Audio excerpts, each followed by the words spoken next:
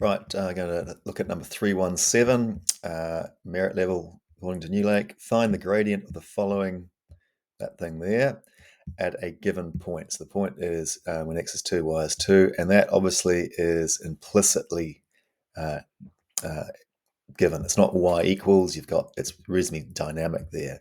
So we're hunting for an answer around here somewhere, and let's just do the problem right now.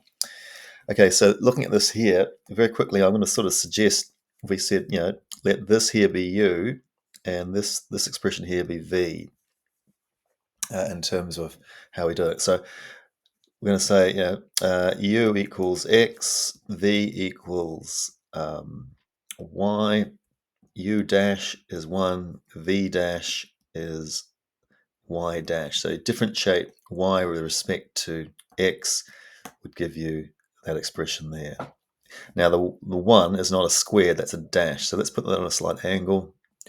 That is visible. So on this side over here, this expression here, now this is a bit complicated. So you've got y squared, but applying the chain rule, what's the chain rule? The chain rule says you go inside, you differentiate the outside, then times by the derivative of the inside. So that would be 2y, and then the derivative of the inside function would be y dash.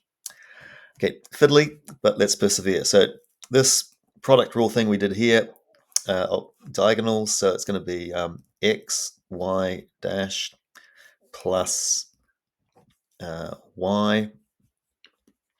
This thing here comes plus 2y, y dash, and differentiate, the constant goes to 0. Okay, so looking at this, we can get this over here, and then a common factor. Let's just take the common factor, y dash. What's left? X plus 2y. That's going to be minus y. So y dash equals negative y over x plus 2y. Okay, so up here it says find the tangent gradient. How do you find the tangent gradient? You plug in values in the derivative function. And in this case, the y value is 2 and the x value is 2. So tangent gradient is going to be negative 2 over 2 plus 4. So that's going to be negative 2 over 6, which is negative 1/3. Okay, let's put that into a tangent equation, the tangent line. This is just slightly extra work, but you'll see why I'm doing this in a second. Y minus 2 equals negative 1/3. X minus 2. Sorry, a bit hard to see there. If I would expand this out, what are we looking at here? Minus 1/3 times negative 2 is plus 2/3 plus 2.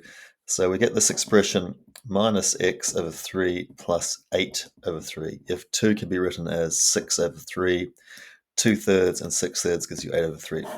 So why go to that trouble? Just to illustrate the answer here on Desmos. So here is number 317. It says xy plus y squared equals 8, and that's what the curve looks like. Pretty funky. Okay, the point of interest is 2, 2, and we just previously worked out down here the equation of the tangent line that goes through the point 2, 2, and there we see the gradient there is what? Dropped down 1 across 3, so it's negative 1/3, and there's the coordinates for it, well, the equation for it. And I do believe that is what says the answers. So the answer was just to work out the gradient function, negative 1/3.